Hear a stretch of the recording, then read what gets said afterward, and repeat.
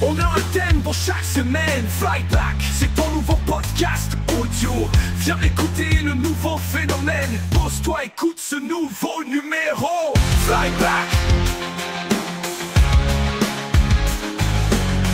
Flyback.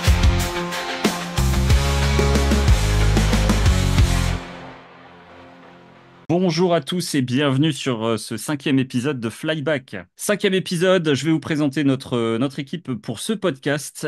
On va tout d'abord commencer par Moonwatch. Alors j'ai décidé cette semaine de faire une présentation comme si vous aviez un Wikipédia. Donc j'ai demandé à ChatGPT de me faire une présentation. Je ne me porte pas garant pour l'intelligence artificielle. Donc tout d'abord, nous avons Moonwatch, connu pour ses analyses détaillées, ses critiques pointues des montres les plus emblématiques. Sa chaîne est une véritable mine d'informations pour les amateurs de haute horlogerie. Eh ben écoute, bonjour à tous et je n'aurais pas mieux résumé ma personne. Parfait, tout en technicité. Nous avons également Lionel de Chronoflexion qui propose des contenus variés allant des tutoriels de réparation aux histoires fascinantes derrière les marques horlogères. Ces vidéos sont un véritable voyage dans le monde des montres. Comment ça va, Lio? Ça va super bien, merci, bonjour à tous. Heureux de retrouver Corentin aussi.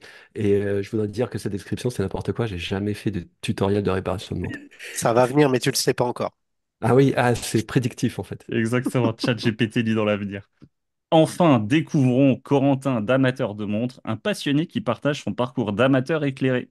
Ces vidéos sont accessibles et authentiques, parfaites pour ceux qui souhaitent s'initier à l'horlogerie sans se sentir intimidés. C'est pas mal, hein, je trouve. Enfin, c'est pas mal. C'est très généraliste, donc vous pouvez pas trop faire d'erreurs. Mais écoute, je suis très heureux d'être avec vous pour ce podcast et très heureux de vous retrouver aussi, voilà, pour faire cette émission. Bienvenue à toi, ça nous fait très plaisir de te recevoir. Aujourd'hui, Julien sera absent. Bon, j'ai quand même une petite présentation pour lui aussi. 10ATM, un YouTuber qui se distingue par ses vidéos dynamiques et ses comparatifs de montres sportives. Il sait allier technicité et passion, rendant chaque vidéo captivante. Bon, c'est complètement erroné, là, il s'est foiré le truc.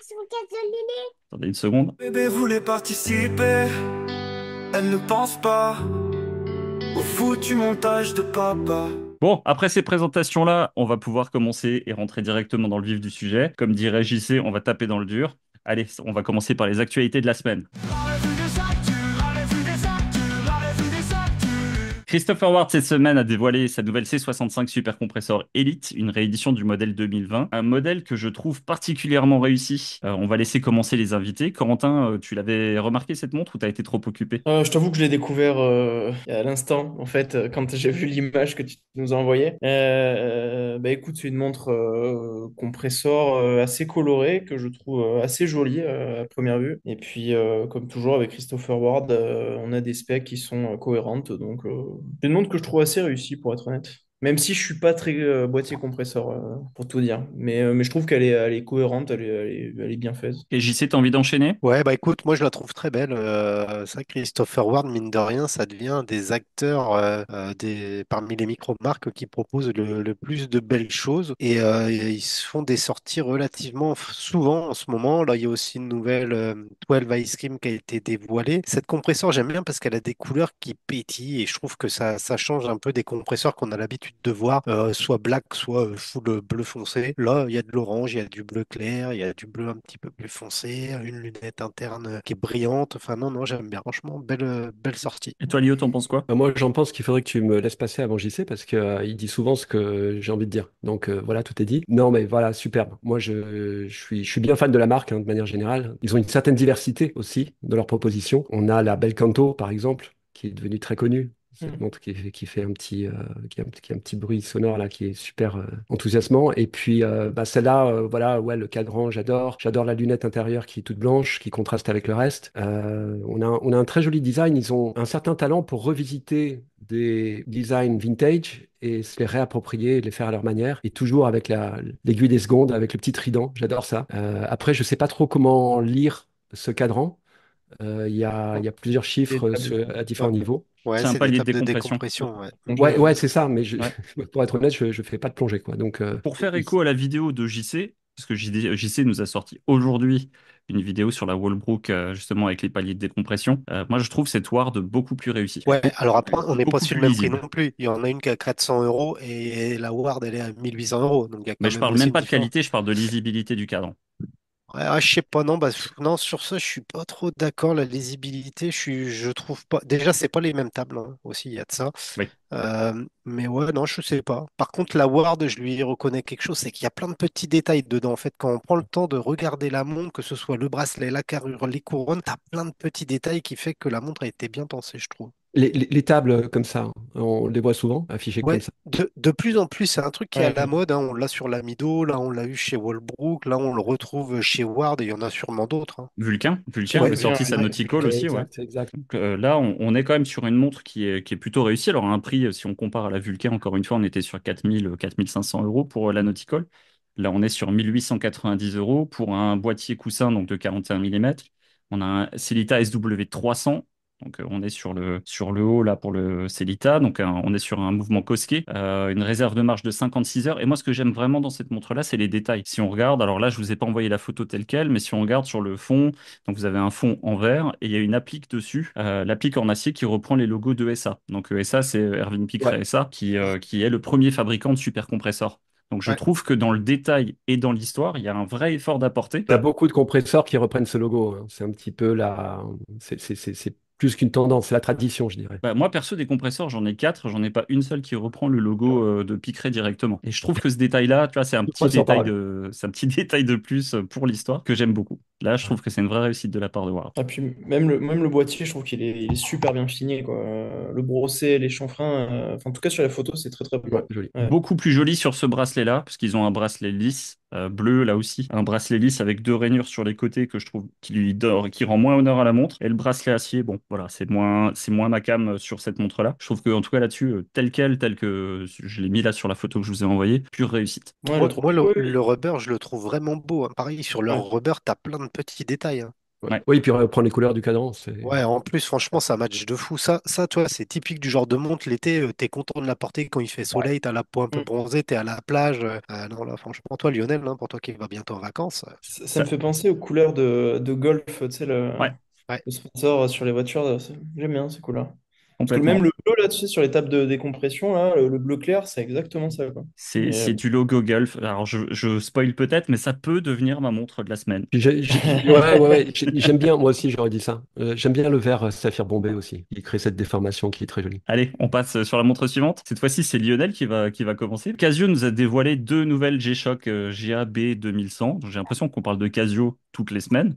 Donc, ils nous ont sorti, comme je disais, deux modèles, un Wolverine et un Deadpool. Le film sort dans quelques jours, le 25 juillet pour être précis. Du coup, Lio, qu'est-ce que tu en penses? Eh ben, autant je suis fan de super-héros. Après, moi, les G-Shock, c'est pas franchement ma cam. Je comprends tous ceux qui l'adorent parce que voilà, c'est une montre qui a des specs de ouf pour un prix très abordable. J'aime bien l'allure générale. J'aime bien le noir et jaune pour Deadpool pardon, pour Wolverine et le rouge et noir pour Deadpool. Je trouve ça cool. Pour autant, je suis pas client de ce type de montre. Moi, je préfère les Casio vintage. Merci. Corentin, t'en penses quoi? Je suis un peu du même avis que Lionel. Moi, je suis pas du tout Casio, mais pour le coup, elles sont assez bien réussies, je trouve, avec les touches de rouge et de jaune. Ça marche bien. Puis le côté indestructible de G-Shock va bien aussi avec les deux personnages qui, il me semble, se régénèrent. Enfin, il faudrait demander à Lionel, qui est plus expert que moi là-dessus, mais il me semble ils se régénèrent, ils Tu as sont tout à quasiment fait raison. mortels et ça va bien avec l'esprit de Casio, de la C'est très bien G-Shock. dit. JC? Moi, j'adore Casio, mais ces deux nouvelles versions, je passe à côté pour plein de raisons. Déjà, c'est encore sur un modèle d'entrée de gamme qui a déjà été décliné, je sais pas, aller au moins dans 30 références différentes. Après, on fait l'association Deadpool et Wolverine uniquement parce qu'on a l'affiche où tu as l'acteur à côté. Mais en vrai, si je vous mets la photo de la noire et rouge sans le Gugus à Ouais. côté, vous auriez pensé à Deadpool. Et si je vous mets la noire et jaune, vous auriez pensé à Wolverine. Absolument pas. Pas J'ai du Non, tout. mon clairement, doute. Donc pour moi, c'est ni plus ni moins qu'une collab commerciale. J'adore Casio, hein, c'est ma marque préférée, les G-Shock, mais non, là, je passe à côté. Je suis pas c'est vrai client. que Ouais. c'est pas aussi parlant que les Audemars Piguet avec, avec les figurines à Avec l'intérieur Black des. Panther et Spider-Man dedans, ouais, Ouais. complètement. Bah, moi, c'est ce que j'aurais aimé. Justement, je trouve que c'est un peu trop classique, c'est ce que je vous ai mis dans ce que je vous ai envoyé. Ça manque, bah, encore une fois, si on fait écho à ce qu'on a dit la semaine dernière, est-ce qu'on manque pas un peu d'originalité? J'aurais apprécié d'avoir la tête de Wolverine dedans, j'aurais apprécié d'avoir la tête de Ouais, Deadpool. ça, tu vois, je pense que tu l'auras sur le caseback, mais toi, la différence des anciens modèles vintage, et là dont parlait Lionel, en fait, sur les anciens modèles vintage, quand tu activais l'électroluminescence, en fait, ça te laissait apparaître la collaboration. Par Ouais. exemple, pour Olivier Tom, tu avais Tsubasa qui joue au foot, enfin, toi, ce genre de truc. Et ça apparaissait qu'avec qu'avec l'éclairage. Là, à mon avis, il n'y a strictement rien sur le cadran. T'as que le caseback. Pour Wolverine, quitte à ce qu'on ait un super-héros qui soit enrobé d'adamantium, j'aurais voulu une montre en titane, par exemple, là, pour faire le lien avec la MRG. Quitte à ce qu'on soit sur une montre qui coûte un peu plus cher, qui soit plus quali, qui soit peut-être une édition limitée, mais qu'elle marque le coup, et pas qu'on soit sur une G-Shock classique, noire avec des index rouges, comme s'il s'agissait d'un vulgaire mode acheté sur AliExpress, quoi. Après, là, c'est-à-dire que là, même quelqu'un qui est pas fan de super-héros, il peut l'acheter, il verra Ouais, même pas que c'est c'est plus associé à un super. accessible pour tous. Moi, je trouve que c'est assez joli. Par exemple, la noire et jaune, je la trouve assez jolie, même sans l'association avec Wolverine, quoi. J'aime Ouais, bien mais le du coup. coup, elle va te coûter peut-être 179 Ouais, euros à cause de l'assaut, alors qu'au final, tu vas la trouver dans les mêmes coloris pour 119, tu vois. Et je pense que c'est non, c'est là sûr. où là, c'est un petit peu dommage. Toi, je vais être un peu méchant, mais en vrai, je trouve que ça ressemble au mode de AliExpress, les deux kits qu'ils ont fait, parce que tous les modeurs des GA 2100, ils savent que tu peux remplacer les index et les aiguilles de la couleur que tu veux. Sur AliExpress, tu as toute une palanquée, et ça ressemble à plein de trucs qu'on a déjà vus sur Insta, en fait. J'en ai fait une Gulf, moi. Moi, j'avais une Ah G-Shock, voilà, j'ai ouais, fait tu un vois, mode c'est... Gulf. Ouais. Donc, ouais, moi, perso, je suis assez déçu de cette collab-là. Je m'attendais à quelque chose de plus punchy, de plus. Ouais, qui a un peu plus d'imagination. On parle quand même de Marvel, quoi. Allez, on va changer. On va aller sur justement quelqu'un qui a de l'imagination. On va aller chez Seconde Seconde, qui a réalisé une nouvelle collaboration avec Erin. Donc, pour leur modèle Type 20 tout à l'heure, on a laissé Bah, Corentin, donc cette JC, là. fois-ci, c'est JC. Eh ben écoute, cette collab, on écrit un article, moi je la trouve très belle, je la trouve très réussie. Alors déjà, j'adore cette marque, hein, Erain, enfin je sais pas trop comment on prononce, je me suis fait tacler parce que je le prononce pas bien. J'adore ce modèle, hein, le type 20, là on est sur un montage manuel, un modèle mythique, hein, il y a eu plein de marques qui l'ont sorti, Breguet, Mm. Breitling, etc. Petite seconde, je trouvais que ça s'essoufflait, mais sur cette collab, je trouve que ça passe plutôt bien. Après, c'est sûr, hein, c'est cinglant comme design du bleu sur une type 20, ça fait un peu bizarre, mais ça me choque pas et j'aime bien. Après, je la trouve un peu chère quand même. 2 950 € le modèle classique chez, moi je vais dire R1, on va rester chez R1, donc 2 950. Celle-ci elle est à 3 490. Ah ouais, ça fait une grosse culbute juste pour deux gommettes, quoi. Cadran comme ça, ouais. Guillaume, vas-y, toi t'en penses quoi? Ben, je l'aime bien, j'aime bien le design de manière générale, j'aime bien le petit clin d'œil sur les sous-cadrans, le petit côté geek. Après, je suis pas client pour ce prix-là. Et toi, Coco? Moi, je suis pas client du tout. Enfin, moi, les trucs seconde, ça m'attire pas plus que ça. Mais sinon, la montre, sans ça, je la trouve très belle. Enfin, une type 20, c'est mon truc. Mais j'ai pas assez d'argent, on va dire, pour la dépenser dans des montres fantasy comme ça, quoi. Après, c'est vrai que si j'avais beaucoup plus d'argent, peut-être que je me ferais plaisir avec des trucs un petit peu qui sortent du lot. Là, je me vois pas acheter une montre comme ça. Mais bon, après, c'est une très bonne montre, hein, pour celui qui aime avoir ça. Bah, surtout qu'à 3 000 euros, tu peux avoir le modèle vintage avec une belle patine, enfin bah, un truc de ouf, quoi. Ah. De ouf. Donc clairement, je préférerais plutôt ça que Ouais, ça. Mais bon, après, mais ok. celle-là, non, c'est pas pour moi. Peut-être Bon, bah, manque de on budget ou je sais pas. annule Pas mon la truc. commande, Mika, annule la commande. C'est rien, toi, on veut faire plaisir et Ouais, c'était le cadeau de l'invité, et puis voilà, tant finalement, pis. tant pis. On lui filera une G-Shock Bruce Lee, ou je sais pas quoi ça raconte. Ça marche. Allez, on va changer de marque, on va dans une autre collaboration. On va chez Spinnaker qui a fait une collab avec Bob l'éponge. Donc la marque célèbre les 25 ans de la série de Nickelodeon. Donc on a 4 modèles. Excusez-moi, je vais écorcher les noms. On a Guillaume Calmarchic, on a Bob l'éponge, Patrick l'étoile de mer et Eugène Krabs. Donc les modèles seront dispo le 26 juillet. Donc là, on pourra pas être plus dans l'actu. Donc base du modèle, c'est le As automatique 43 mm, mouvement NH16. Le prix pour l'instant, la marque n'a pas encore communiqué dessus. Donc habituellement, ça tourne autour de 450 euros. Je sais pas, moi je table sur environ 100 euros de plus potentiellement pour une collab Bob l'éponge. À voir s'il s'agit d'un modèle série limitée. Qu'est-ce que tu en penses, Lionel, de cette petite Bah, pièce-là? c'est super fun. Je pense que ça marche bien pour les enfants. Moi, je porterai pas ça. Après, je peux comprendre. Bob l'éponge, c'est quand même tout un univers, quoi. C'est c'est sympa. Il y a un côté vraiment très fun. Pourquoi pas? Mais là encore, je suis pas client. Corentin, il fait signe de la tête que lui non plus, il n'est pas client. Donc on va laisser JC parler Alors d'abord. moi non, mais Et je connais. Moi non, mais Ah, tu vois, je connais une personne à qui ça pourrait lui plaire parce qu'elle est très très fan de ça. Après, le truc, c'est que c'est très masculin quand même comme boîtier. Enfin, mhm. bon, après, pas Ouais. forcément, mais je la vois pas avec un truc comme ça. Ok. Après, pour des enfants, c'est pareil. Enfin, 450 euros, ça fait cher, quoi. Enfin, ça je suis dépend pas des sûr. enfants de qui. Ouais, Oui, ça exactement. dépend pour les enfants de qui, mais je sais pas, ça. C'est pas forcément le type de montre que je donnerais à un enfant qui a l'âge de regarder cette série. Après, je sais pas trop à quel âge on regarde cette 43 série. mm. 43 mm. Vous avez vu le Ouais, poignet de l'enfant en même temps? c'est impossible. Même Par contre, Julien peut pas la porter. il y a un chouette travail sur la luminescence, hein. On voit Ouais. les yeux là qui sont et les dents aussi qui sont luminescents. J'attends de les voir tous, ouais. J'attends de les voir tous, mais a priori, ils ont bien bossé sur la partie luminescente. Voilà, je voulais partager parce qu'en ce moment, sur Insta, ça tourne beaucoup. Puis Spinnaker, moi, c'est une marque que j'aime J'adore. bien. Moi, je les adore, les 4 modèles, et je les trouve fous. C'est exactement le genre de conneries que je serais capable d'acheter. J'en étais sûr. Et Ah Quatre. ouais, franchement, parce que ça change de ce qu'on a l'habitude de voir. Moi, j'en ai ras le cul des collabs, soit des collabs fashion, soit des collabs auto.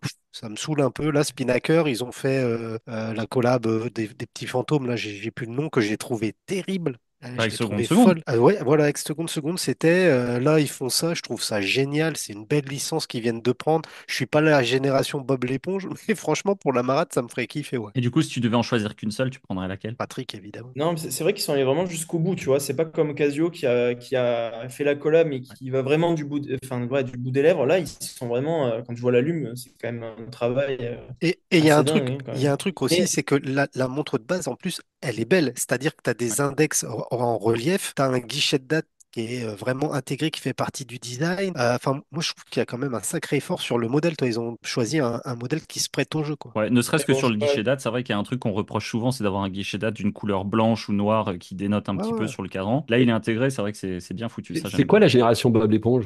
C'est C'est la mienne, hein. donc en fait c'est pour les nostalgiques de 25 ans en fait.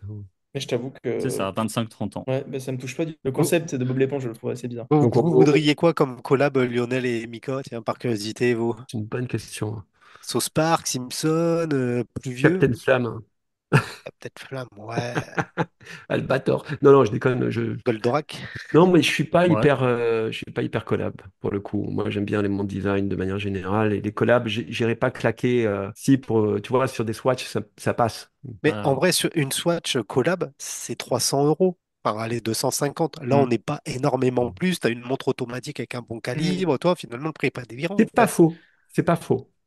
Après, il n'y a pas souvent des problèmes de qualité quand même chez Spinnaker. Moi, j'en ai qu'une, alors je suis peut-être pas le plus à même de Il m'a juger ça, semblé. mais J'ai deux il m'a semblé- Spinnaker, j'ai aucun problème qualité. Ok, bon, bah, tant mieux, alors. Je sais plus qui m'avait parlé de problème. Enfin, Les bracelets ont tendance à, surtout sur les premiers modèles. Mais les montres elles-mêmes, apparemment, tiennent la route. Ouais, non, pour miraculous répondre à ta question, moi, en termes de collab, j'aimerais bien Dragon Ball, mais que Swatch. mieux que celle de Swatch, parce que justement, là aussi, pour Swatch, j'ai été un petit peu déçu, parce que j'aurais apprécié de voir la tronche de Goku ou de Vegeta dans les montres. Il y a une collab qui me vient en tête, qui m'intéresserait, ce serait avec les Shadok. Bébé voulait participer, elle ne pense pas au foutu montage de papa. Merci. Oui, mais moi, là, je suis en train de parler. Moi aussi? Oui. Je suis en train de parler, moi aussi, Ouais. j'adore. À ces T'entends? influenceuses. Les Shadok, on disait. Les Shadok.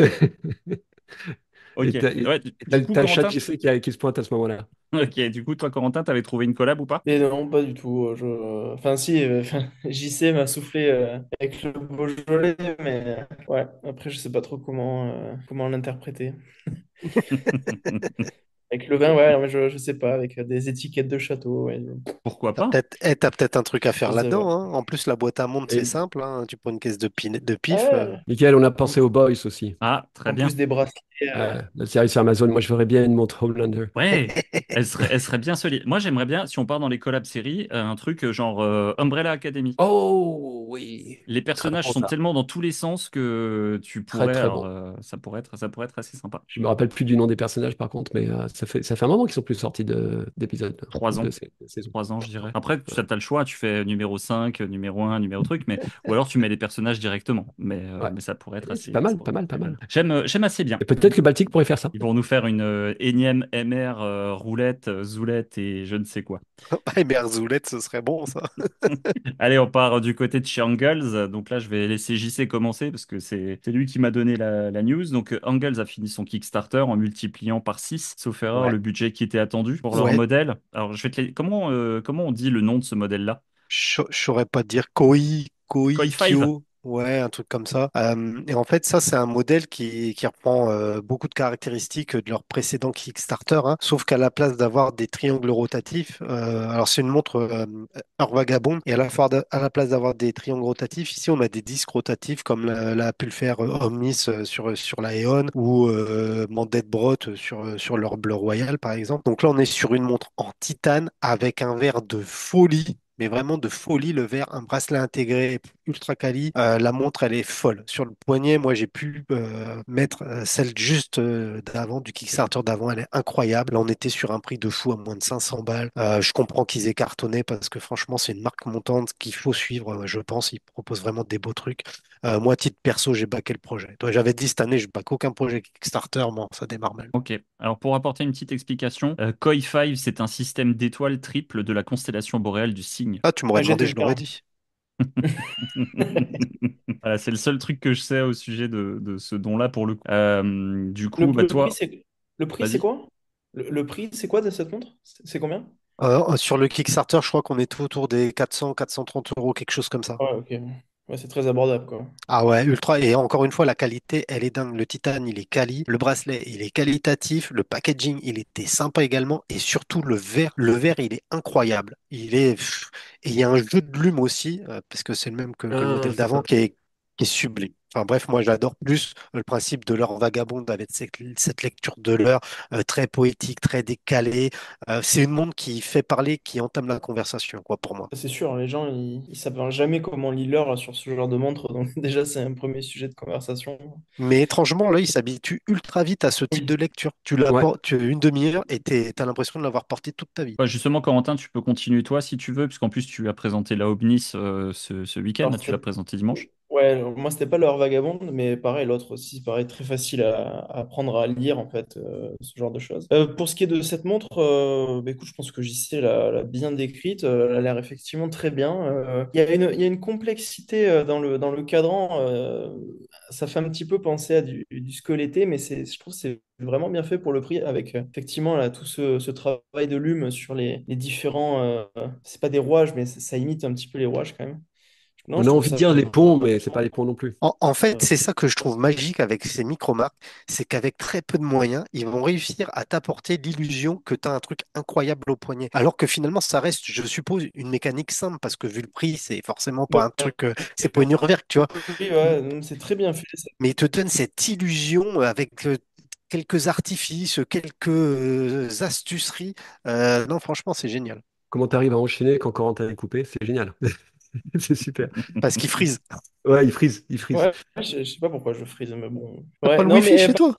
T'es allé dans deux bars? bon, ouais, non, mais le Wi-Fi, c'est une catastrophe, hein. C'est pas la peine. Qu'est-ce que je veux dire? Oui, ça me fait penser, alors ça n'a rien à voir, mais ça me fait penser à la Code 41 de Lionel. Ouais. Tu sais, dans cette L'anomalie 1. complexité. Ouais, voilà, dans cette complexité visuelle, en fait. Même si après, c'est pas une heure vagabonde, la tienne, mais Non, non, ça me non, fait mais penser à je te ça. suis, je te suis. En plus, il y a des trucs qui rappellent les côtes de Genève en dessous, mais qui sont pas des côtes de Genève du tout, puisqu'il n'y a pas le perlage dessus. Mm. Mais il y a quelque chose qui le rappelle au niveau des barres horizontales et qu'on retrouve également sur la côte 41, dans le fond du cadran. Et bah, Nickel, j'en parle du coup Vas-y, vas-y, je t'en prie. Ouais.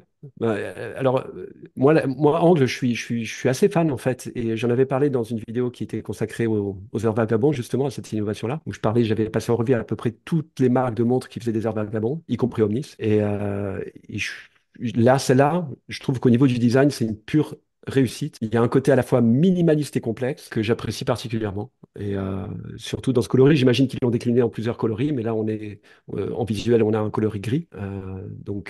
Voilà, elle est chouette. Enfin, et pour le prix, franchement, c'est cool.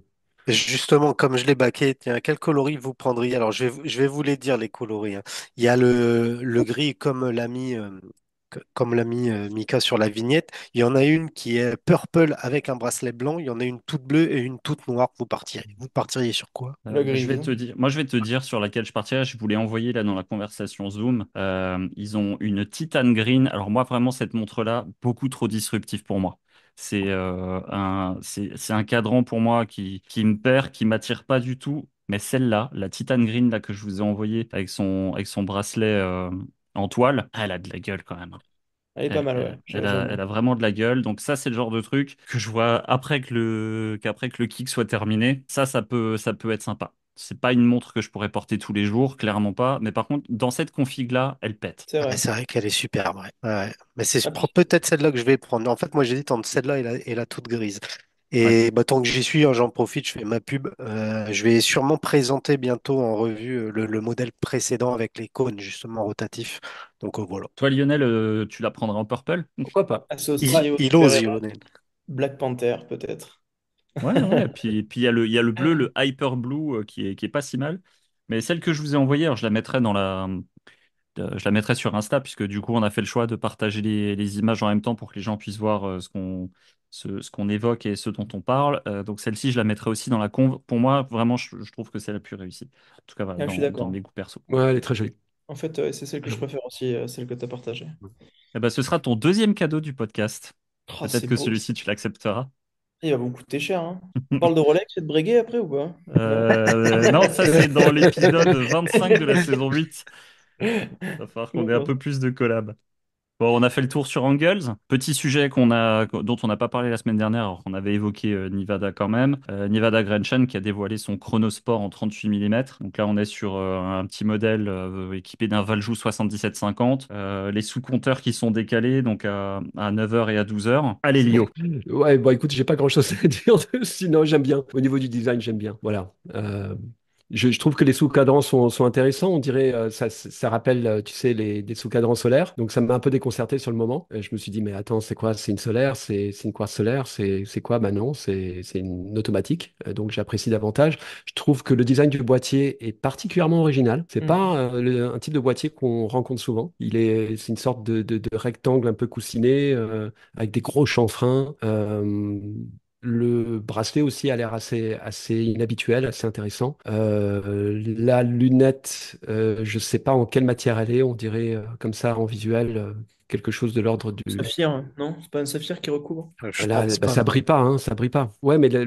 la lunette aurait pu être en saphir également, c'est vrai. Ok, ouais. Et c'est pas comme chez Yema, non? Mais ça doit être de l'alu ou je sais pas, ou simplement l'acier 316L qui est peint. J'aime bien Ouais, elle est bien. Voilà, j'ai pas grand-chose d'autre à en dire comme ça. Ok. Qu'est-ce que t'en penses, toi, Quentin? Bah, oui, non, effectivement, je pense que c'est de l'alu, effectivement, qui est peint. Mais oui, je trouve le boîtier assez intéressant, assez inhabituel, et c'est vrai que le chanfrein est très très beau. Après, le bracelet aussi, ça fait un peu bracelet intégré. Je pense qu'il est très large, ce bracelet. Après, comme la montre est en 38, ça doit pas être très très massif. C'est vrai que si elle était plus grosse, ça paraîtrait assez massif avec cette largeur de bracelet, mais là, je pense que c'est assez original. Ça me fait aussi penser dans les proportions à une ZRC ou à Triton, un petit peu, je trouve, avec Ouais. cette espèce de bloc en face, même si, bon, ça n'a rien à voir, hein, mais au niveau des proportions, ça me fait un peu penser à ça. Et puis sinon, pour ce qui est de la lunette et du cadran, je trouve que c'est très réussi. Il y a un petit côté vintage avec le noir mat. Enfin, c'est pas vraiment noir mat, c'est un peu noir. Il y a comme une texture dessus, le cadran. Il a l'air Donc un ça, peu grainé, ouais. ouais, c'est sympa. Et puis je trouve, je sais pas comment ils ont fait pour mettre les sous-compteurs comme ça là sur un 7750. Ah non, mais en fait, c'est la disposition normale, c'est juste qu'ils t'ont pas mis le sous-compteur à 6 heures, c'est tout. Ouais. Ok, Ouais. mais je croyais que c'était. Ah Il oui, y a, effectivement, oui, il oui, y a, oui, oui, il je y suis a bête. pas de, il y a Ah pas de oui, c'est truc vrai. ni rien, ils ont juste sauté un subdial, quoi. Ils ont juste supprimé la petite seconde, quoi, en fait. Exactement. Ouais, voilà, ouais, je suis bête. Oui, oui. Mais non, mais même. Et j'aime bien la touche aussi, là, les 200 mètres, ce qui est d'ailleurs plutôt pas mal pour un chrono. Mais en rouge, je trouve que c'est assez sympa. Après, bon, 200 mètres sur un chrono qui n'a rien de vissé, enfin, peut-être la couronne, mais pas les poussoirs. Je sais pas si c'est très, très, très intelligent de l'amener dans l'eau, quoi. Mais bon. Non, je trouve que c'est une très belle sortie. Je sais, tu voulais Voilà. rajouter quelque chose? Ouais, cette montre, je suis pas client, j'avoue, les photos sont jolies, mais moi déjà la symétrie des sous-cadrans, c'est rédhibitoire. Ça, il y a un truc visuellement, ça me choque. Il y a quand même quelques détails que j'aime bien, notamment la perle jaune sur la lunette. Je trouve ce détail-là sympa. Je sais pas pourquoi ils ont fait ça, mais ça me marre. Après, je suis pas fan non plus de l'intégration du bracelet au sein de la carrure. Je trouve ça disgracieux, là, la grosse barrette comme ça. Mais bon, voilà. Après, on va être sur une montre.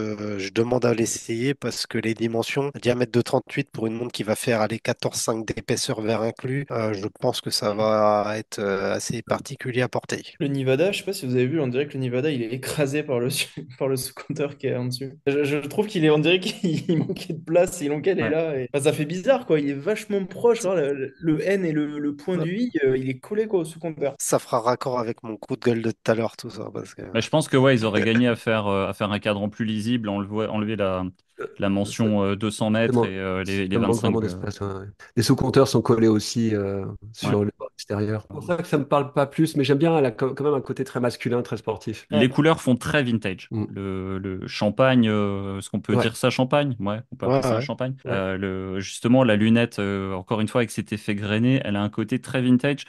On te dit pas que c'est une montre neuve, tu peux te dire qu'elle est sortie dans les années 70. Ouais, c'est ce que je lui ressors, mais après, voilà, perso, je suis pas client de ce modèle-là. Il y a quand même un truc qu'on peut aussi dire sur cette montre, et ça, c'est ce qui m'avait marqué quand j'ai rédigé l'article, c'est que le designer de cette shape et enfin, de cette pièce, c'est Singer, je sais pas trop comment il l'appelle, le mec, celui qui faisait notamment des cadrans pour Rolex, pour Omega et pour d'autres grandes marques. Que ça, enfin, ça, j'ai trouvé ça plutôt sympa, quoi, comme petite touche. Bah, c'est lui qui a créé la Speedmaster Racing Ouais, bah voilà, ouais, c'est ce gars-là.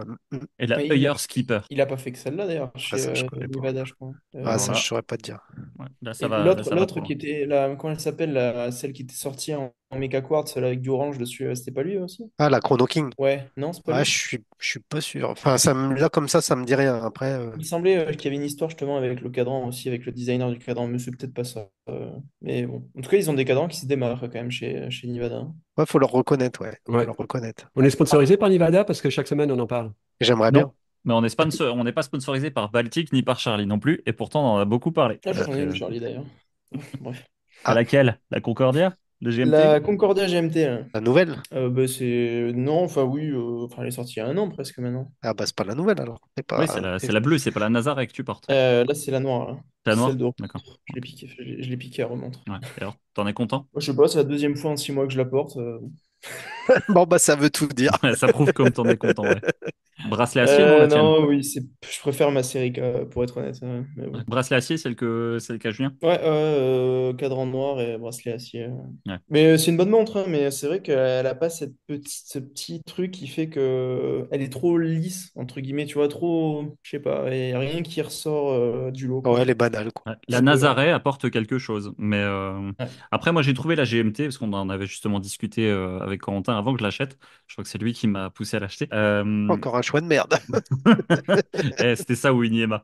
Donc là, en Ah, l'occurrence, non, la GMT, je trouve que déjà elle sort un petit peu du classicisme de la Concordia classique que je trouvais justement trop simple. La GMT, ouais, moi je lui ai trouvé des petites choses sympas, mais là la Nazaré, je trouve qu'elle est vraiment très cool. Elle a Mais très joli ce que détail. je trouve sympa, c'est qu'ils ont corrigé tous les défauts qu'avait la Concordia. Que Mais tu me après, disais, voilà, ouais. moi, je l'achèterai pas finalement parce que bon, déjà parce qu'il y a marqué Charlie sur le cadran, mais ensuite parce que je la trouve trop, je sais pas, trop simple. Enfin, je sais pas, elle me plaît pas plus que ça, quoi. Rapidement hors horlogerie, donc on a Ariane 6 qui a réussi son vol de qualification le mardi 9 juillet. Donc ça remet l'Europe dans la course à l'espace face à Elon Musk qui a cassé les prix avec son Incroyable. Falcon 9. Sacré Elon. Donc bon, c'est une bonne nouvelle pour le programme spatial dans le mois où on fête les 55 ans de l'alunissage. Donc justement, le jour où on sort cet épisode-là, ça fera donc 55 ans que l'homme a posé un pied sur la Lune pour la première fois. Donc ça pas sera... de ce qu'ils disent. Ouais, allez, je savais qu'on allait avoir un complotiste. Donc, ce sera justement un des thèmes, enfin, ce sera le thème du jeu de la semaine. On va en parler tout à l'heure. C'est le thème de la semaine. On va débattre du thème de la semaine. Lio, je te laisse débuter vu que c'est ton thème. Ouais, tu peux peut-être introduire le tien? Je peux introduire le thème. Putain, vous êtes des assistés, les gars. On est des Je peux, assistés, exactement. je peux introduire le thème. Le thème, c'est la collection de micro-marques. Est-ce un bon investissement? Super. Bah, écoute, moi, j'ai pensé à ce thème-là parce que j'ai été une victime de la micromarque. Quand les micro-marques ont commencé à apparaître aux alentours de, bon, ça date d'il y a un certain nombre d'années, mais avec les sites de type Kickstarter et Indiegogo, ça a complètement explosé dans les années 2015, je dirais, grosso modo. Et moi, j'étais à la recherche de montres automatiques. J'en trouvais très peu qui étaient abordables. Et quand j'ai découvert les micro-marques, je me suis dit, waouh, oh là, c'est le paradis. Même si c'était déjà des montres qui étaient facilement à 700 balles.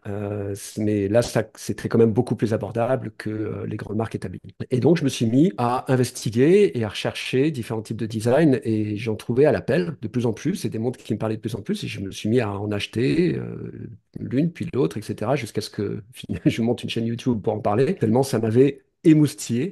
Et je me suis mis à collectionner des micro-marques avec jamais dans l'idée hein, de faire des achats investissements, mais parfois je me disais, tiens, celle-là, un jour, elle aura peut-être de la valeur. Et je pense qu'aujourd'hui, avec le recul, je m'aperçois que c'est pas du tout le cas. Il y a peut-être sur l'ensemble de ma collection qui comprend plusieurs dizaines de pièces, il y a très peu de montres qui ont vraiment pris en valeur. Il y en a peut-être quelques-unes que je pourrais espérer revendre un petit peu plus cher que leur prix d'achat. Donc c'est vraiment très, très incertain d'investir dans une micromarque pour escompter en tirer plus de valeur. Et à la revente, en général, ben, on s'en sort pour un prix de revente qui est bien inférieur à celui du prix d'achat. Parce Donc, que la personne qui te l'achète ne connaît pas cette micro-marque. voilà, parce qu'elle ne connaît pas la micro-marque et parce que la marque n'est pas suffisamment établie aussi pour justifier d'un certain prix, d'un certain niveau de prix. Donc, non, c'est pas une valeur d'investissement du tout. Par contre, il y a une valeur plaisir qui est incommensurable, où j'ai pu acheter bon nombre de pièces qui parfois sont très très proches en termes de qualité de pièces de marque plus établies. Maintenant, si j'avais une recommandation à faire, c'est attention, parce que je vois qu'il y a un certain nombre de collectionneurs de mon entourage qui font exactement la même chose. Attention, retenez un petit peu votre portefeuille, sélectionnez bien les montres que vous achetez, parce que si on additionne le prix d'une dizaine de pièces qu'on a achetées sur le Kickstarter, on se retrouve très rapidement pour une valeur supérieure à une montre d'une marque plus établie qui nous fait envie et qu'on ne peut plus s'acheter parce que le banquier fait la gueule. Qu'est-ce que t'en penses, toi, Corentin? C'est vrai que je me suis jamais posé la question d'investir sur les micro-marques parce que je réfléchis pas forcément à ça quand j'achète une montre. Après, oui, je pense qu'il y aura quelques montres en série très limitée et avec des designs très réussis, des nouveautés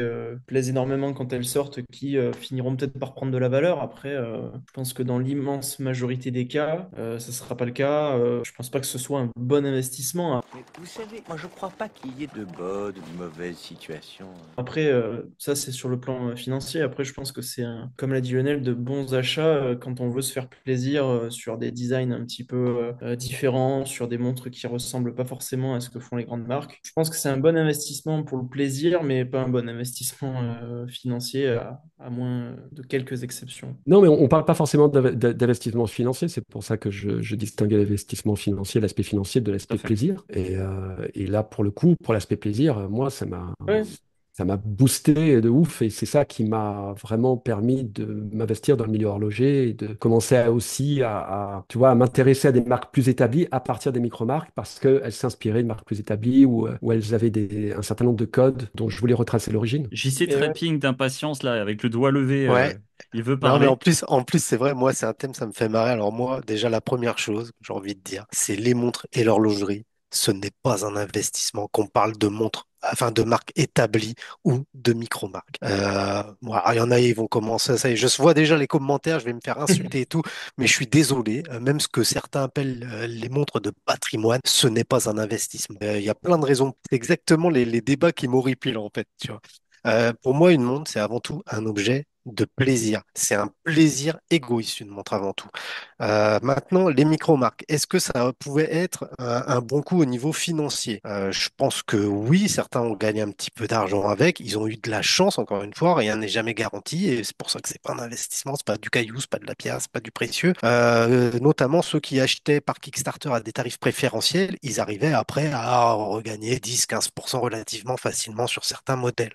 Aujourd'hui, ça va tellement vite que quand il y a une originalité sur une montre, tu peux être sûr que 3 mois après, tu vas la retrouver sur AliExpress sous 50 marques différentes, ce qui fait que, encore une, comme Lionel le disait, ça sert peut-être pas forcément de se précipiter, surtout sur des marques naissantes. Après, quand tu peux acheter une marque, par exemple, c'est le cas de Zelos, c'est le cas de Direnzo, il y a eu des belles communications, du beau marketing, des bons produits, bref, c'est un tout qui a fait que les marques ont créé une sorte d'aura et ils ont réussi à se créer une communauté et derrière à se créer un certain marché de cotes même si j'aime pas trop ça, parce qu'encore une fois, les montres, c'est pas un investissement. Maintenant, l'horlogerie et l'investissement, je voulais juste dire, ça me fait marrer ceux qui revendent les Audemars Piguet, qui disent Patek, Audemars Piguet, tu vas faire un fois deux. Mais oubliez ça, les gars. Achetez une Casio Duro. Le gars qui a acheté 1000 Casio Duro il y a 10 ans, à 25 euros. Aujourd'hui, tu le retrouves à 70 euros, 75 euros. Le gars aurait fait x3, en sachant qu'une AP, tu la revends à peu près x2. Bah, le gars qui a acheté 1000 Casio Duro, il aurait gagné plus d'argent que le gars qui a acheté une AP.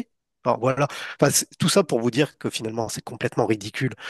Ça ne veut strictement rien dire et on ne sait pas comment va évoluer le marché. Suffit de regarder les courbes Ouais. actuelles et on voit qu'il y en a qui sont en train de se bouffer les couilles, même les professionnels, parce que quand tu achetais un Déto blanc à 45 000 balles, aujourd'hui, il est plus qu'à 26 déjà et demain, il sera probablement 24. Donc voilà. Oh là là, t'es chaud! J'adore! Ouais, ouais, ça, c'est des thèmes que j'aime bien, moi. Non. Après, dans les micro-marques, ce qu'il y a de cool aussi, et ce que je m'aperçois chez les collectionneurs, c'est qu'il y a des gens qui s'échangent des montres. Voilà, et on va pas forcément les revendre, mais on va les échanger contre une autre montre.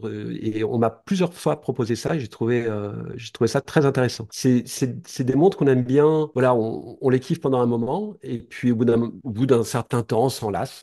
Peut-être parce que la complication fait que la lecture est difficile, et puis on en a marre du design. C'est des designs qui sont parfois très originaux, mais peut-être trop aussi. Et comme ils sortent des codes établis, ben, du coup, on n'a pas de durabilité dans le temps de l'émotion, tu vois.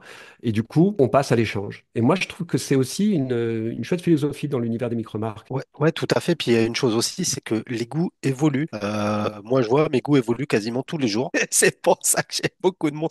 Non, mais ce que je veux dire, c'est qu'on peut très bien porter un 45 mm quand on a 30 ans, puis on arrive à la quarantaine, et là, on veut quelque chose de plus élégant, par exemple, et du coup, on va passer sur des diamètres inférieurs du 38, enfin des choses comme ça. On peut passer d'une montre type plongeuse quand on a 30 ans, et puis après passer à des montres plus casual chic dress quand on en a 40. Alors, voilà, ça fait partie du game, et Ouais, c'est pour ça, encore une fois, les montres, c'est avant tout un objet de plaisir, un Ouais. plaisir déjà égoïste. Après, c'est un objet de partage. On est là, c'est pour ça. Mais jamais ce sera un investissement. l'être humain aujourd'hui, il est tellement soumis à Internet et à la vitesse à laquelle le monde défile qu'en fait, moi, chaque mois, j'ai des goûts qui évoluent et des envies différentes. Ouais, Me puis projeter sur toute une vie, bon, voilà, puis quoi. la vérité, c'est qu'en vrai, regarde, les Nautilus et les Royal Oak, il y a 25 ans ou 30 ans, tout le monde, enfin, personne en voulait de ces dos blancs. Clairement, aujourd'hui, on se paluche avec parce que c'est la vibe du moment. T'as trois rappeurs qui les ont portés, deux footballeurs qui savaient pas lire, qui faisaient style, qui savaient lire l'heure, ben voilà. Mais qui te dit que dans 10 ans, ça va pas être tout l'inverse? Et on aura des Baltiques qui seront les modèles les plus recherchés. Et tu vois d'ailleurs, bah tiens, Lionel, c'est une question pour toi. Comment tu définis vraiment une micromarque? Parce que est-ce qu'une micromarque, tu l'évalues en fonction de la quantité produite, du nombre de sorties annuelles, de la date de création de la société? Non, parce que finalement, tu prends Un peu tout ça. Longenzone qui sort quelques montres par an. Est-ce que c'est une micromarque alors qu'ils sont là depuis 150 ans? Tu vois, c'est, Regardez enfin, sa vidéo. ouais, ouais, Ah, non, mais non, alors, mais ouais, je sais, j'ai c'est deux pour ça que vidéos je pour le, l'expliquer, hein, quand même. c'est Mais, pour ça que je le titille. mais en gros, effectivement, il y a déjà la dimension de l'entreprise. Pour la plupart, ce sont des startups, hein. Il y a l'apport de fonds aussi, faut que ce soit un apport de fonds personnel. Si c'est un grand groupe qui est derrière, c'est pas une micro-marque, point. Après, ça, ce sont des critères que j'ai repérés en faisant pas mal de recherches et qui sont des critères consensuels, hein. Il n'y a pas de science exacte sur la définition de la micro-marque. Il y a aussi le fait, ce sont des marques qui se lancent souvent dans des opérations de crowdfunding, donc Kickstarter et compagnie. Il y a aussi une notion de service après-vente et de boutique. En général, ils n'ont pas de boutique établie. Ils peuvent avoir un showroom, mais ils n'ont pas de boutique. Ils sont pas revendus plusieurs types de surfaces. Et au niveau du nombre de personnel aussi, voilà, ils sont de toute petite dimension. Ils produisent en petit nombre. Ils sous-traitent beaucoup. Et ce sont un peu tous ces critères-là à la fois qui définissent une Moi, micro-marque. j'ai une définition beaucoup plus simpliste qui est la mienne, hein. Pour moi, Ah, mais une vas-y, vas-y. micromarque, Vas-y. c'est tout simplement une entreprise qui va prendre en considération le désir de ses clients. Souvent, on voit que, je prends par exemple le cas de Zelos, le cas de Venezianico, enfin, il y en a plein, le cas de Zantier, le cas de Angles, le cas de Code 41. À chaque fois, en fait, il y a des appels à contribution de leur clientèle ou futurs clients et il y a vraiment un échange qui se fait et un lien qui se crée entre la marque et enfin, le consommateur, que je sais pas comment on peut appeler ça. Et Ouais. moi, c'est ça que j'aime au finalement dans les micro-marques, quoi. C'est pas juste on fait un truc mainstream, on va en vendre 10 000, non. Là, tu peux contribuer, toi, à ton humble niveau, à la micro-marque, et c'est ça que j'aime. C'est tout à fait vrai ce que tu dis, et c'est aussi des marques avec lesquelles on a une facilité à rentrer en relation avec le fondateur même de la marque, qui J'allais crée des dire. relations personnelles avec ses clients. Et ça, c'est quand même génial. Mais ce qui est cool quand on a une très grande collection et qu'on n'arrive pas à revendre ses montres comme moi, c'est que régulièrement, c'est vrai qu'il y a des modèles dont je me lasse, mais genre 1 ou 2 ans plus tard, tout à coup, je le redécouvre comme si c'était une nouveauté. Ah, puis t'as le magasin chez toi, quoi. J'ai le magasin chez moi, c'est exactement ça. Je tourne en rond, tu vois. Et puis entre-temps, j'ai eu le temps d'oublier un modèle. Je me dis, tiens, mais qu'est-ce que c'est que ce truc? L'humain marche par phase, hein, de toute façon. Ouais. Tu as des phases où tu vas mettre que cette montre-là, puis après, tu vas en être dégoûté, tu vas plus la voir, et Ouais, enfin, c'est la beauté de la, ouais, c'est comme comme un ça que je, spinnaker, là. J'aime bien. presque envie de revenir, de racheter des Seiko, moi, en ce moment. La Je sais pas ce que Picard. j'ai envie Non, d'acheter toutes les plongeuses de chez Seiko. Je sais pas pourquoi. non, Corentin, à un moment, Non, non, Corentin, ça, c'est pas faut pas possible. s'acharner. Faut pas s'acharner. Non, Toi, t'as pas que des cher. galères avec Seco. Alors, Je les aurais pris d'occasion quand même, parce que neuf. Non, mais toi, t'as vraiment un chat noir avec les Seiko, hein. Je sais pas Mais ce que ouais, c'est. mais Ouais. alors c'est très chiant parce que j'aime beaucoup cette marque, j'aime leur histoire, j'aime leur design, tout ça, mais à chaque fois que j'en ai eu ou que j'en ai vu passer, je suis déçu, quoi. J'aime pas leur politique de tarif, j'aime pas leur politique d'édition limitée. Je Bah écoute, préfère. ça tombe bien, c'est pas une micro-marque. Ouais, ça C'est- c'est sûr. La discussion, c'est quand même, j'adore tout ce que fait Seiko en ce moment. C'est, j'aime pas leur qualité, j'aime pas leur truc, j'aime pas ci, j'aime pas. En fait, t'aimes pas Seiko. Non, j'aime leur histoire et leur T'aimerais les design, mais aimer. j'aime un pas des leur. chroniqueurs est sadomasochiste. Devinez lequel. T'aimerais les aimer, mais tu ne peux pas. Bon, Ouais. messieurs, je vous propose qu'on en termine là pour le thème de la semaine, histoire qu'on puisse avancer doucement mais sûrement. Le jeu. Et oui, on va passer au jeu. Donc, le jeu de cette semaine, c'est Prums. Le jeu de Flyback, c'est le jeu de Flyback. On va faire un petit jeu, un petit tirage au sort pour le 5e épisode. Donc, on va faire gagner un petit truc à nos auditeurs. On en parlera en fin d'épisode et puis je vous montrerai ce qu'on fera gagner. Donc, vous aurez aussi le droit de participer si vous le voulez. Une soirée avec le 10, ce sera bien. Ouais, non, mais on n'a pas envie d'être des enculés non plus avec nos auditeurs. Donc, Moi, j'ai plein de diesel à faire gagner, hein, si tu veux, pour le flatback. non, Parce qu'ils n'arrivent pas à les vendre. donc là, en l'occurrence, bon, bah, encore une fois, comme je vous le disais, là aujourd'hui, donc jour de sortie du podcast, ça fait 55 ans qu'il y a eu le premier alunissage. Donc, ce que j'avais envie de vous proposer, c'est un petit jeu sur les montres emblématiques de la conquête spatiale. Et pourquoi Prums? Je vais vous demander quelle est la première montre à avoir fait telle ou telle chose, et puis bah, vous de me dire si vous savez de quoi je parle. Alors, selon vous, quelle est la première montre à être allée dans l'espace? Prums, une Breitling. Non, c'est celle de Yuri Gagarin. T'as pas de Rip Prums. Comme c'est une Bulova. Non, Ah, mais c'était quoi la marque? Putain. Ouais, c'est pas Omega, ce serait trop facile. Ouais, mais ce c'est une serait marque trop russe, facile. c'est Vostok, non? Ou l'autre, là, non? C'est une marque russe en effet, mais ça n'est, je Ah, pense, pas celle à putain. laquelle tu Ok, fais, bon. tu fais référence. Mais si, j'ai failli l'acheter, mais je sais plus le nom, merde. C'est quoi? C'est pas une raqueta comme. Non, je pense que celle à laquelle tu penses, c'est la deuxième. Oui, moi je pense qu'à celle que portait Gagarine. Il y Ouais. en a eu avant? Oui, il y en a eu une avant. Celle de Ah Gagarine, bon, c'est ouais. celle de Gagarine. Du coup, ça vous donne la réponse pour la deuxième, mais celle de Gagarine, c'est la deuxième montre à être allée dans l'espace. La première, c'est la Pobeda. C'est une montre qui est allée dans l'espace attachée au cou d'un chien en 1961. Et donc, voilà, c'était le premier C'est quoi la essai. marque? Pobeda, qui veut dire victoire en russe. Ah, mais c'est une russe aussi, ouais. Ok. Ouais. Et ça a été lancé avec le chien. Une chienne exactement, qui était en avance sur son temps. Et qui est Le morte, du chien, coup. eh ben, non, je crois qu'elle est rentrée.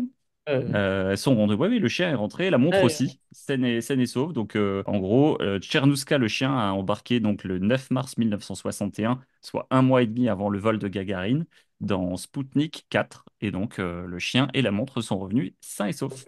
Une belle C'était histoire. après le chien Laika, du coup. D'accord. Exactement. Bon, bah, du coup, la deuxième montre, là par contre, il faut donner la marque si on veut avoir le point. Donc, la deuxième montre qui est allée dans l'espace, c'est la première montre qui a accompagné un être humain dans l'espace. Donc, Et donc, est-ce c'est la qu'on a la Vostok. marque? Ouais, Prums, Carpenter, Breitling. Non, non, non, Il non, va nous non. dire Putain, Breitling à tout bout de champ. Le premier homme à être allé dans l'espace, c'est qui? Ah! Ah! C'est avec une étoile, non, la marque. Ouais, c'est une étoile russe, ouais. Truc ski, ça finit par ski, mais. Exactement. J'en ai une, c'est une Sturmansky. Surmansky.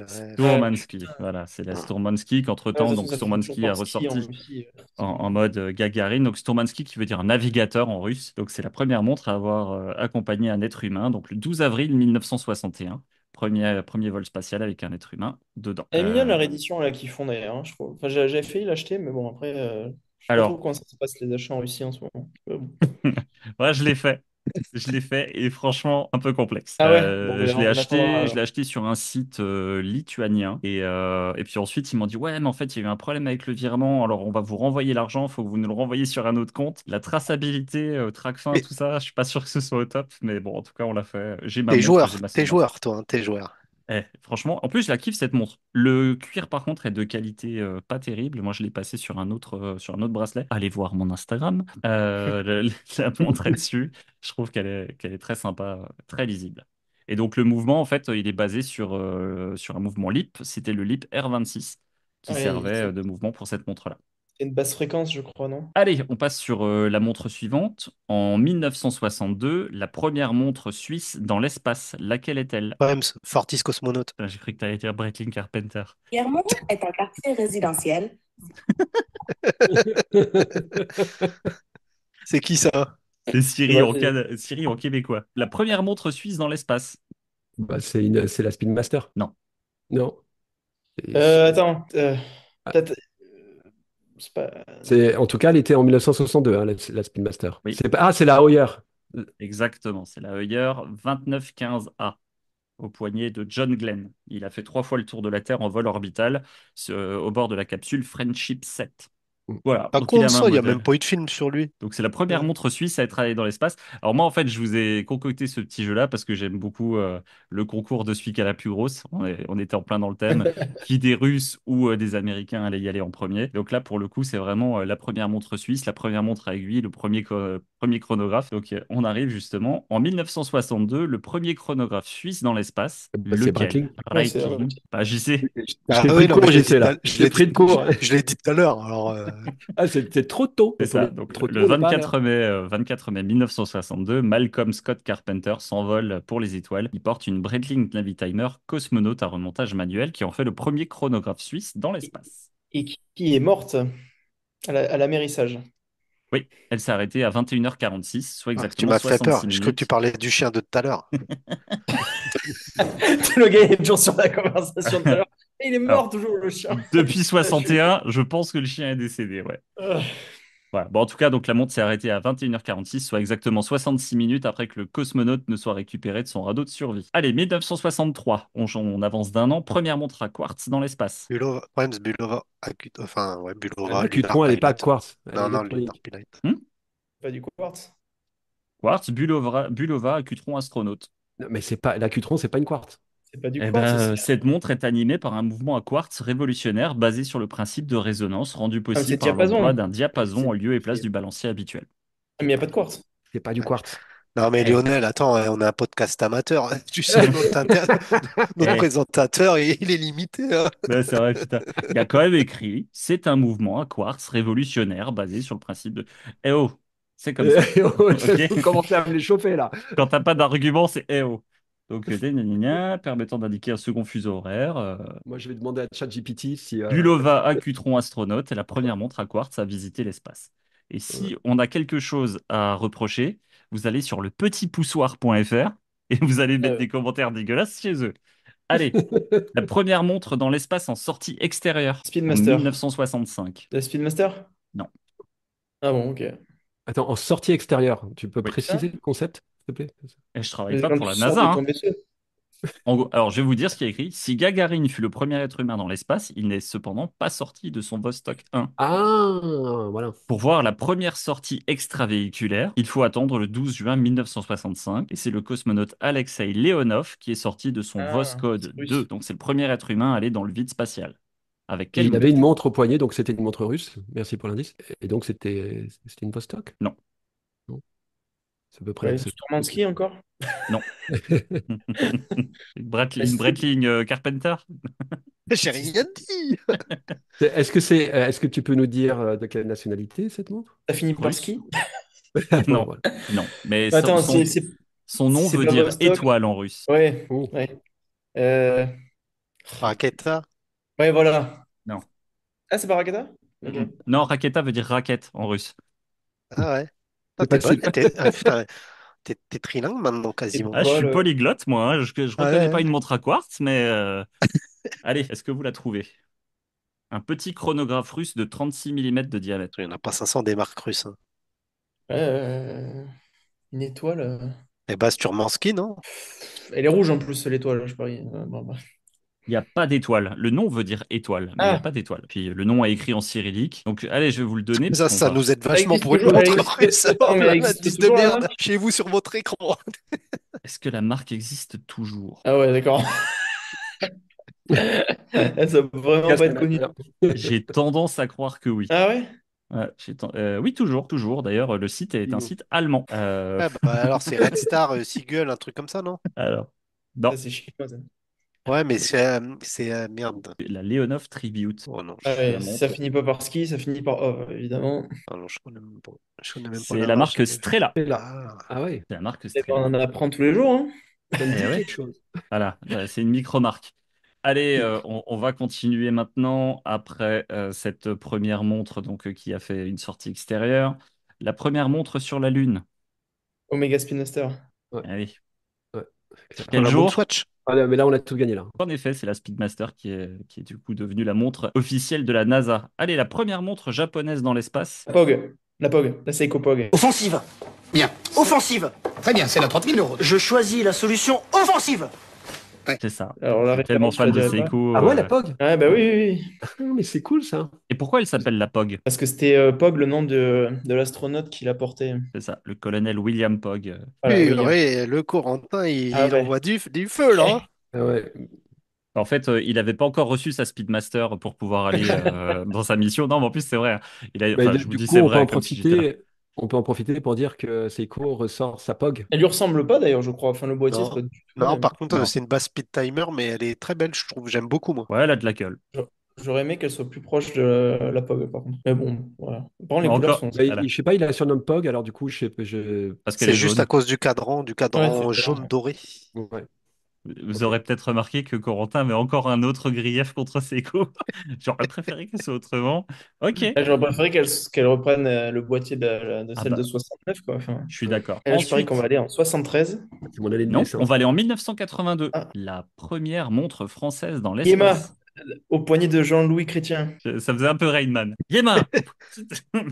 Comment il En même temps, s'appelle lui? Corentin, il bosse pour eux, forcément. Ok, J'ai bravo, j'ai bravo reçu en Corentin. SAV, là. Bon, j'ai arrêté de compter les points par contre, mais en tout Oh, cas, bravo. putain. Ouais, Allez, on va encore faire deux montres et puis après on va s'arrêter, on va arrêter Ouais. on va arrêter de rigoler. La première montre allemande dans l'espace, Zine, mais c'est ça. je sais Ouais, pas laquelle. ouais, c'est bien deviné. Ouais, une Zinn chronographe, qui en 1985 est la première montre allemande à être allée dans l'espace, au poignet de l'allemand Reinhard Führer. Ce nom. Non, ouais.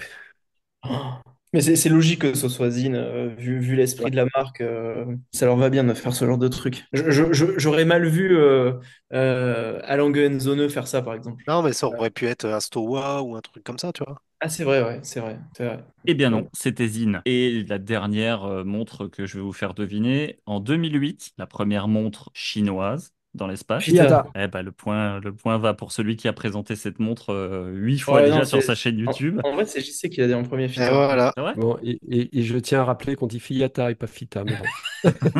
Par contre, c'était la. Oui, non, enfin, merde. Enfin, c'était une montre à quartz. Attends, mais 2008, c'est pas 2008? 2008, première montre chinoise dans l'espace, la Non, Fiyata Aeronautics. c'est plus tôt que ça, hein. Ouais, oh merde. 2003, 2003 ou 2004, je crois, c'était une quartz. 2008, c'est la première automatique en 54 mm, la grosse, là, Bah, sauf que. la même que toi, hein, Ouais, l'aéronautics, Quentin. c'est Toi, mais ça. en bigger, évidemment. Mais... C'était la mission 54. Shenzhou 5. C'est possible, oui. Je m'en peux plus. Mais Vous arrêtez de remettre en question mon jeu là? Je donne des Ah, il est dates, on nul, le valide des dates. présentateur. Oh là là. Beaucoup d'approximations hein, dans c'était en tout ça. 2003, c'était pas en 2008. Alors attends, je vais juste 2003 pour le cut. Comme ça, je Ouais, mettrai puis bon, zéro. bah, du coup, si on dit toutes les conneries que t'as dit, c'était pas un chat, c'était pas un chien, c'était un chat. Hein, mais bon, c'est pas... C'était un perroquet russe. Je vous en Queen. foutrais, moi. Je vous remercie d'avoir participé à ce jeu, bien que vous ayez eu envie de remettre mon autorité en question. On va passer maintenant à l'addiction, s'il vous plaît. Chacun va présenter sa montre de la semaine. Donc, ça peut être une montre que tu portes, une montre que tu apprécies énormément en ce moment, à savoir une Seiko, par exemple, une montre qui te fait rêver ou une montre que tu aimes et que tu apprends de nouveau à apprécier dans ta collection. Allez, on va commencer par JC. Et ben alors moi, cette semaine, j'ai bon espoir de réussir à avoir enfin ma révélation. Mais bon, je touche du bois pour le moment parce que franchement, j'attends quelle galère encore je vais avoir avec ça. Et sinon, là, dans le viseur, j'ai deux trucs. J'ai une Casio MRG B5000 qui est même plus que dans le viseur et une Citizen Satellite Wave F990 histoire de faire un petit upgrade de ma F900 qui, pour rappel, est la montre la plus précise au monde, mon GPS qui se synchronise en moins de 3 secondes. Ok, merci. Bon, de nouveau 3 montres par semaine. On va encore claquer un PEL dans ses montres, dans son addiction. Oui, d'ailleurs, il Guillaume. faudra que tu penses à notre chèque d'intervenant parce que là, Ouais, je suis désolé, mais la compta, il y a des problèmes, tu sais Monument. ce que c'est, l'administratif, tout ça. Ouais. Déjà que je me paye pas moi-même pour faire des jeux Ouais, éclatés avec des mauvaises dates, franchement, alors heureusement que heureusement que tu te payes pas parce que vu la qualité des questions et des réponses. si je me trompe à chaque fois dans les chiffres, ton salaire, ça va être 2003 et pas 2008. Allez, Lionel, à toi, du coup, c'est laquelle ta montre de la semaine? Alors, bah, moi, c'est la Squale Atmos 1521 Rouge Passion qu'elle s'appelle. C'est une montre à cadran rouge, étanche à 500 mètres, équipée d'un Cellita, marque Squale. On adore Squale. Une marque historique qui a fait les boîtiers pour Heuer, Tag Heuer, Doxa, Blancpain. Et voilà, et là je la kiffe. Ça fait une semaine que je la porte. C'est l'une de mes premières montres à cadran rouge. Elle est fabuleuse. C'est un cadran rouge fumé. Et t'as quoi dans les tuyaux sinon, Lionel, hein? Essaye pas d'esquiver là, ça va être quoi la prochaine? Dans les tuyaux, bah écoute, j'aurais bien celle que je vais présenter tout à l'heure. D'accord. Ok. Enfin, l'une de celles que je vais présenter tout à l'heure. Eh bien, pas de spoil. À toi, Corentin. C'est quoi ta montre de la semaine? Alors, j'aurais pu parler de justement de la Fita que j'ai beaucoup reportée cette semaine, parce que j'adore cette montre. Mais c'est vrai que là, depuis un peu plus d'une semaine, il y a une montre qui me fait de l'œil. C'est une marque en trois lettres. Ouais, ouais, une J'avoue que la ZRC. ZRC Grand Fond,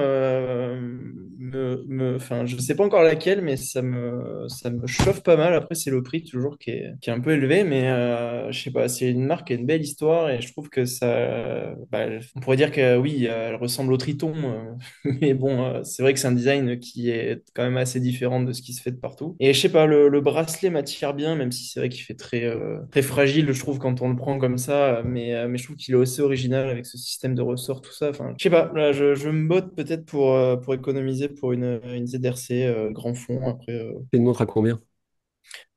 presque, ouais, plus de 3005 quoi. Ouais.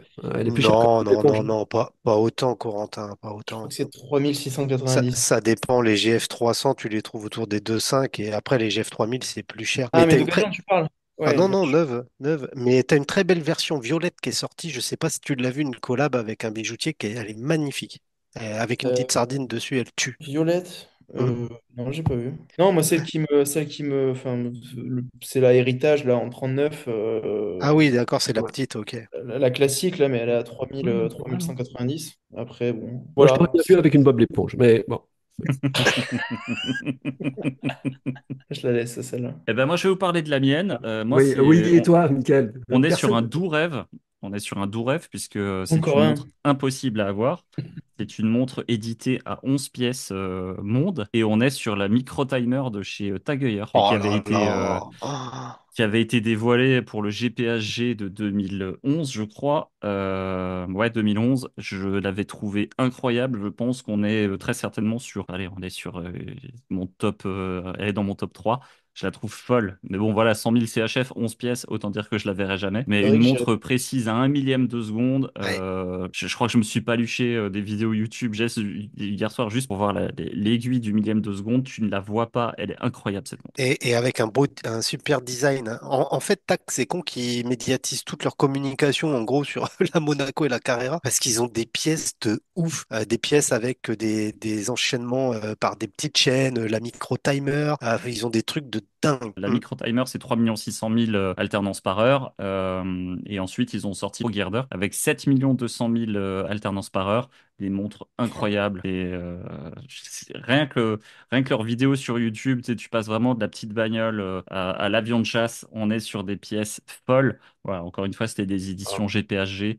Elles sont Combien ça incroyables. coûte ça, Michael, la micro timer? 100 000 CHF, 100K en 2011. Ça, Autant à dire mon que avis, c'est voilà, c'est introuvable de toute introuvable. façon. 11 Ouais. pièces. Donc ça, 11 c'est ta montre pièces. de la semaine. C'est-à-dire, c'est celle que tu voudrais te chauffer cette semaine. Bah, Euh, je sais j'ai- pourquoi on n'a pas de chèque hein, maintenant. voilà. Non, pour vous dire, hier soir, j'ai commencé à regarder de nouveau un petit peu pour une Carrera 1887. Et en fait, ça m'a ramené 10 ans en arrière où à chaque fois, j'étais en train de me dire, cette pièce est sympa, mais celle-là est encore mieux. Et à chaque fois, tu t'y allais pour 500 balles de plus, je pourrais avoir ça. Et puis 500 balles de plus, là, t'es à 100 000 de plus. Donc voilà. Ouais, et c'est dingue que les marques, elles font du prototypage comme ça qui doit coûter une somme astronomique, mais jamais, jamais ça passera en série ce type de pièces. Et tu vois, je trouve ça hyper dommage parce que je suis sûr qu'il y a une clientèle pour ce type de pièces. Ouais. Et à ce prix-là, je pense que ça fait une petite concurrence à une Richard Mille, même si on n'est pas sur le même délire, mais on est sur une pièce incroyable. Là, on est vraiment sur de la haute horlogerie. Ah Voilà. bah sinon, prends une Carrera, hein. Maintenant, tu en trouves pas cher des Carrera. Ouais, une 1887, ça se trouve, mais j'arrive pas à trouver le modèle que je veux. Allez, on va passer au thème suivant parce qu'il nous reste plus 15 ans non plus. On va passer à la micro-marque de la semaine. L'heure de la micro-marque de Flyback. Donc, Clio, je te laisse présenter cette marque chère à mon cœur. Alors, tu le sais déjà. Donc, la micro-marque de la semaine, elle n'est autre que Farrer, qui avait été évoqué par Amine dans le flyback numéro 2, c'est ça, ou 3? 3. Trois. Et j'en avais parlé dans le précédent épisode également. Et Michael en avait parlé sur sa chaîne Chronographe il y a, j'ai regardé, 7 mois. C'était ta dernière vidéo. Et, et tu disais que c'était une marque au cœur du voyage qui fait des montres conçues pour durer. C'est une marque britannique qui est basée à Londres. Elle a été fondée en 2015 par Paul Swettenham. Alors, Swettenham, en traduction littérale, ça veut dire doux village ou doux jambon. Ils ont une philosophie qui est, et c'est ça que j'aime bien chez eux, elle est très pro-consumériste. Par exemple, leurs mouvements sont garantis 5 ans et on a 30 jours après la date d'achat d'un modèle pour le leur renvoyer ou en obtenir le remboursement. Je rappelle que le délai légal est de 14 jours en France, en Angleterre également. Ils ont commencé avec des montres à quartz, ça tu le rappelais également dans ta vidéo, et très rapidement, ils se sont mis à faire des montres automatiques dès 2016. Aujourd'hui, ils présentent une collection de 14 modèles déclinés en plusieurs coloris. Chaque modèle est identifié par un nom descriptif, facile à retenir. Je vous donne 5 ou 6 exemples. La monopusher GMT, qui est une montre pour les indécis, hein, ceux qui n'arrivent pas à choisir entre un chronographe ou une GMT, et dont le chronographe peut être actionné par un seul bouton, monopusher. JC l'a présenté sur son blog. On a aussi la Moonphase, qui est une montre face de lune, la GMT, qui est une montre GMT, l'Aquamatic, qui est une plongeuse, l'Aqua-Compressor, qui est celle que tu as présentée, la Pilote, qui est une montre d'aviateur, et la 3 aiguilles, la Three Hands en anglais, etc., etc. Chaque déclinaison, en revanche, porte bien un nom à elle, tel que la COB 3 pour la monopusher à cadran bleu ciel, c'est celle qui est présentée sur le site de JC. Et j'ai pu avoir entre mes mains la GMT Lander 4, qui est celle avec le cadran émeraude, et j'ai été littéralement bluffé par la qualité de la montre, des finitions, des looms. Les looms sont fantastiques, du bracelet, etc. Je voulais la présenter d'ailleurs dans la suite des montres de la collection de Daniel. Et malheureusement, j'ai jamais fait cette suite-là. Mais on est en tout cas dans de la très haute qualité pour une micro-marque. On en paye aussi un peu le prix, puisque rares sont leurs montres qui sont vendues en dessous des 1000 euros. Moi, j'ai un petit coup de cœur perso, et ce serait ma montre de la semaine, pour les Aquamatiques, la Freshwater, la Turso ou la Biarritz. La Biarritz, c'est celle qui a un cadran crème avec des aiguilles rouges, et ça tombe bien parce que je vais bientôt passer mes vacances de ce côté-là. La montre est proposée à 995 euros, 995 pour les Belges, équipée de Cellita, étanche à 200 mètres, moins de 39 mm de diamètre. Elle est superbe. Allez jeter un coup d'œil sur leur site. Il est super bien conçu d'ailleurs, leur site. Moi, j'adore. C'est validé. Farrer, c'est des montres classiques avec des coloris toujours très, très pushy. Moi, j'aime beaucoup Farrer. Après, voilà, je suis coupable, comme tu disais sur un commentaire, peut-on être jugé parti? J'adore ces montres. Tu sais que c'est toi qui me l'as fait connaître d'ailleurs, cette marque. Quand on parlait de la Beaufort et tu m'as dit, tiens, il Oui. y a Farrer qui fait quelque chose d'assez similaire. Que j'ai pris par la suite, puisque j'ai accroché sur cette compressor. Moi, c'est un modèle que j'aime beaucoup. Les gars, qu'est-ce que vous pensez rapidement de Farrer? Moi, j'en ai jamais eu, hein, mais ça m'a longtemps démangé, notamment quand ils ont sorti leur modèle Chronosport. Parce que des chronographes, il y en a des tonnes, mais celui-ci, il était osé avec des coloris atypiques, notamment une version blanche que j'ai adorée. Franchement, j'aurais pu me laisser séduire. Bon, après, c'est une histoire de tarifs et tout, même si moi, je trouve que leurs prix sont pas déconnants par rapport à ce qu'ils Non, proposent, quoi. par rapport à la qualité, non. C'est des prix élevés, mais finalement, par rapport à ce qu'il y a dedans, c'est pas déconnant. Et c'est vrai que la marque, elle change radicalement de ce que les autres font et c'est ultra Ouais. original. Pour moi, c'est vraiment une marque à suivre aussi, tu vois. Ouais, comme Christopher Ward. Ouais, tout à fait. Et l'analogie que j'allais faire, je trouve que ces deux marques britanniques travaillent très très très bien. Elles ont pas mal de similitudes. Et après, elles ont leurs différences esthétiques aussi. Mais justement, l'esthétique british, il y a un truc à faire là-bas. J'aime beaucoup. Toi, Corentin, t'as un avis Ben, écoute, oui, non, je trouve que c'est pas une marque que je regarde beaucoup, mais c'est vrai que là, je regardais le site en même temps que vous en parliez, c'est vrai qu'ils ont quand même une diversité de design de boîtes, de couleurs de cadran, de complications, tout ça qui est assez intéressante. Et il y a une belle cohérence de marque aussi, je trouve, entre les modèles, tout ça. Et c'est vrai que la qualité a l'air vraiment chouette, hein. Là, la GMT dont a parlé Lionel, c'est vrai elle est très très jolie aussi. Elle est Et belle. à la fois élégante ouais, non, c'est. T'as les Là, en Chrono ce Sport moment, aussi qui sont super belles avec des couleurs ouais. vintage Là, sur à leur tomber. site, celle qu'ils ont mis le plus en avant, c'est la Discovery Olive. Je trouve qu'elle a vraiment beaucoup, beaucoup de cachet. Ouais, En tout cas, voilà, donc le fonctionnement de Farrer, c'est vraiment l'ensemble du design donc, qui est fait au Royaume-Uni. Et ensuite, ils font fabriquer en Suisse. en Suisse, j'ai Roftex, je crois. Ouais. Et vraiment, beaucoup de qualité. Moi, j'en suis très, très content. Même- Et puis, ils ont des bracelets qui sont incroyables. Le bracelet rubber qu'ils utilisent, il est absolument fou. Ouais, et puis ils font des belles décos sur les ponts, sur les masses oscillantes, il y a vraiment une approche qui est géniale pour le consommateur, Tout est dans le de tout détail. point de Même vue. la couronne, tu as, du Ouais. bronze sur la couronne, alors que tu as t'as une montre tout en acier. Voilà, moi, ça a été vraiment mon gros coup de cœur de l'année 2023. La Moonphase, je la trouve très très belle aussi. Enfin, très impressionnante le travail qu'ils ont fait Ouais, hein, sur t'as vu? la phase de lune, tout ça. Ouais, C'est très très réussi. Très belle ouais. réussite. Bravo, Farrer. Là aussi, vous pouvez nous envoyer 4 montres. Allez, on passe au thème suivant, si vous voulez bien. C'est le coup de gueule de JC.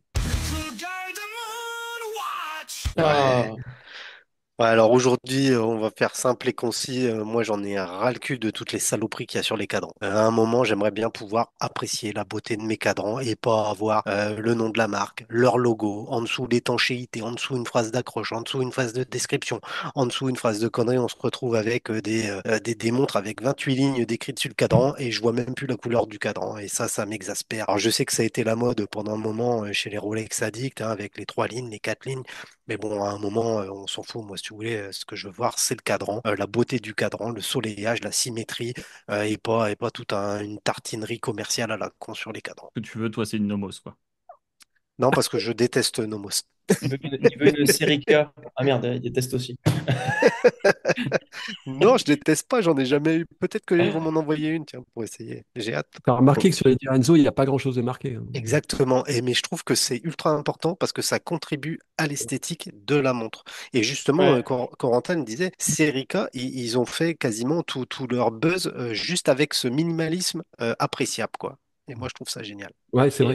Bah non, mais moi Et, je trouve ça bien aussi. Bah, c'est comme si sur une voiture, sur le capot de la bagnole, tu avais la marque en énorme, tu vois, tu as le petit logo, mais c'est comme si tu avais le nom de la marque en énorme de marqué, quoi. Je trouve et- que c'est vrai que les marques pourraient essayer de justement enlever toutes ces indications pour vraiment que le design suffise à vendre la montre plutôt que. Parce que on va pas se cacher, la plupart des gens, ils achètent une Rolex parce qu'il y a marqué Rolex sur le cadran. Enfin, ouais, on est je d'accord. pense. Mais tu vois, Ouais, mais t'enlèverais le logo dessus, au moins, ça serait intéressant de voir ce que les gens achètent, quoi. Enfin, bon. bah, Le logo, c'est pas problématique. Ce qui est problématique, c'est et c'est la meilleure, et elle va dans l'eau, et elle mais va à oui. telle Oui, profondeur de enfin, sous c'est l'eau. plus, quoi. Et alors, pour rappel, 30 ATM, ça fait 300 mètres, ça fait tant et tant de fathoms. Voilà, c'est ça qui est too much. Moi, par exemple, si je reviens sur le sujet précédent sur la Fareur, celle que je vous ai mis dans le draft, la verte, il y a juste écrit Fareur Universal Automatique. Ça suffit. Et je trouve que c'est un très beau cadran parce que justement, il est très lisible et puis c'est la beauté du cadran qui fait le taf. Et Et l'automatique est presque en trop. Enfin, il pourrait en effet être dire, quand supprimé. tu achètes une montre, tu sais qu'elle est automatique, tu as besoin d'avoir le rappel sur le cadran, quoi. Et on en parlait dans un précédent podcast, mais tu as certaines marques qui, justement ont compris ça et ils se sont dit pour qu'on nous reconnaisse, on va pas écrire notre nom. Et cette marque, c'est Moser. Other. Et Monsieur Ouais. Mélan a expliqué ça. Et en fait, il a réussi ce Ouais. pari-là, de réussir à concevoir une montre qui va être reconnaissable par ses spécificités et sa qualité, et pas parce qu'il y a un gribouillis dessus. Et ben moi, ça, j'apprécie énormément parce que mine de rien, bah, ça permet à faire contribuer à l'évolution de la marque, quoi. Voilà, tout simplement. Qu'est-ce qu'elles sont belles, les Moser, hein. Moi, Mais c'est les ouais, plus beaux cadrans que j'ai jamais vus, hein. et Ouais. c'est pas écrit dessus, et tu sais que c'est une Moser. Je Pas vendrais écrit pas mal dessus. de mes micro-marques pour acheter une Moser. Laissez-nous apprécier la profondeur du noir mat, Ouais. le soleillage du cadran, l'irisage, enfin je sais pas quoi, à un moment. On est bien d'accord. Vous aviez quelque chose à ajouter ou on peut passer au thème suivant? Le thème suivant, c'est l'actu des réseaux. Donc, Flyback, c'est l'actu des réseaux Flyback. alors, on va commencer par notre invité. Corentin, il nous a sorti une vidéo là ce dimanche Ouais, sur une marque qu'il aime bien. ouais, j'ai sorti la vidéo de retour d'expérience, de test de la Omnis Sphère, noire édition limitée que m'a envoyé Clément. Ouais, non, c'est une montre, c'est intéressant, à moins de 500 euros, ça change un petit peu. J'ai évité de rentrer dans la polémique par rapport à la provenance des pièces, tout ça, parce que ça m'intéresse pas plus que ça, et puis je m'y suis pas franchement intéressé non plus. Mais Et c'est puis vrai que la vérité, c'est qu'ils font tous aussi, hein. T'as aucune oui. micro-marque qui se fournit pas en Asie, donc à un moment, Sûr. l'hypocrisie. Ouais, alors c'est pas tout à fait ça, certains ce qu'ils lui reprochent, c'est vrai qu'on m'a envoyé pas mal de messages là-dessus, mais enfin globalement, c'est assez bien passé, j'ai de bons retours dessus, donc voilà. Et donc oui, c'est une marque à suivre parce que c'est vrai que j'aime bien leur approche là sur les matériaux. Je trouve que la nouvelle là, qui va sortir, je crois qu'elle n'est pas encore sortie, mais la tourbillon, c'est plutôt pas mal de pouvoir choisir entre un cadran météorite, je sais plus ce que c'est l'autre, mais enfin il y a plusieurs possibilités. En plus, avoir un tourbillon, alors oui, c'est un tourbillon, j'imagine comme on a dans les Sugues, mais Eh ben non. non, c'est vrai. Bon, mais en tout cas, ça fait plaisir de pouvoir se faire plaisir à moins de 1500 € Ouais, avoir un tourbillon. Voilà. Ouais, on en parlait justement d'accord. la semaine dernière de ce tourbillon. Donc, on est Tu sur vois, un je Miyota trouve, avec le module tourbillon. je trouve que c'est une porte d'entrée assez bonne, tu vois. Parce que clairement, j'ai pas les moyens d'acheter un tourbillon à 10 000 € et je trouve que. Pas 10 000, bon, à 50 000. Et donc là, c'est. Tu as pu voir la version full carbone que Remontre a essayé de Omnis? Tu sais, il avait... La Origin Carbone? Ouais. La Day One Milano? Non, Non. non, pas la Day One Non, de de chez chez Omnis. Omnis. Non, mais oui, je sais, mais celle qui ressemble à une Day One. Bon, elle ressemble, ouais, bon, Ou de la. loin, quoi, mais ouais. Tu parles de. Mais Oui, la celle qui origine. le bracelet intégré? Ouais. Non, je l'ai pas vu en vrai, non. Corentin, sinon, tu as vu des vidéos YouTube là qui t'ont un petit peu intéressé ces derniers jours? Vidéo YouTube. Je t'avoue qu'en ce moment, je regarde pas trop YouTube. Ok. Eh ben, c'est bon. Merci, Lionel, à toi. Non, mais oui. Absolument rien. Moi, pareil, j'ai rien vu. Bon, Ok. bah, moi, j'ai fait mes petits exercices. Non, moi, j'ai vu une bonne vidéo aujourd'hui. Ça me fait mal au cœur de le dire. C'est celle du 10 qui est sortie avec Olivier, le nouveau Nick Temer, où il démocratise un petit peu et il explique les complications bah, liées aux dates, au calendrier, ce genre de choses. Bah, voilà, bonne vidéo. Puis Olivier a un beau t-shirt, probablement quelque chose à compenser. Enfin, bon. Très, très, très cool cette vidéo. C'est vrai qu'elle décomplexifie la notion de calendrier sur les montres. Très, très sympa cette vidéo. Un petit quart d'heure, je vous la conseille également. Sinon, tu avais vu autre chose, Je vais la JC? regarder avant de me coucher, c'est promis. Non, mais elle est bien, c'est vrai qu'elle vaut le coup. Sinon, qui m'a marqué, non, j'ai pas vu de vidéos qui m'ont marqué récemment. Si, excuse-moi, si. J'ai vu la vidéo de Pierre Gisclard sur la Genius. Alors, J'allais le dire. la Genius, je sais pas si vous l'avez vu, c'est une montre c'est un mix entre une Royal Oak et une Patek Nautilus, quoi. Et ils en ont C'est fait une immonde. marque. Ouais. Et c'est vrai que moi, quand j'ai vu cette montre-là sur les réseaux sociaux, je me suis dit, mais putain, quel Chinois a eu l'idée de faire une bouse comme ça? Et en vrai, à force d'être matraqué sur les réseaux avec, bah, je finis par la trouver pas si dégueulasse que Oh ça. non. La Elle première fois est que je l'ai Non. vu, c'était chez immonde. Lionel. C'était pas avec Corentin, justement, Ah, qu'ils en parlaient ou c'était C'est avec avec Non, Maxime, Max? non? c'était avec Maxime. C'est avec Si, ouais. Max?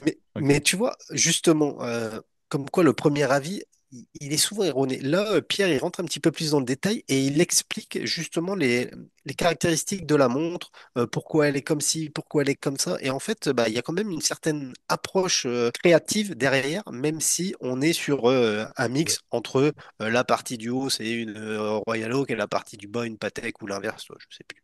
Donc voilà quoi, cette vidéo était très bien expliquée. J'aime beaucoup ce que fait Pierre, donc c'était l'occasion de le dire. Par contre, oui, ça m'est revenu. Moi, j'ai en tête la vidéo qu'a sorti Man vs Watch là, sur la série K.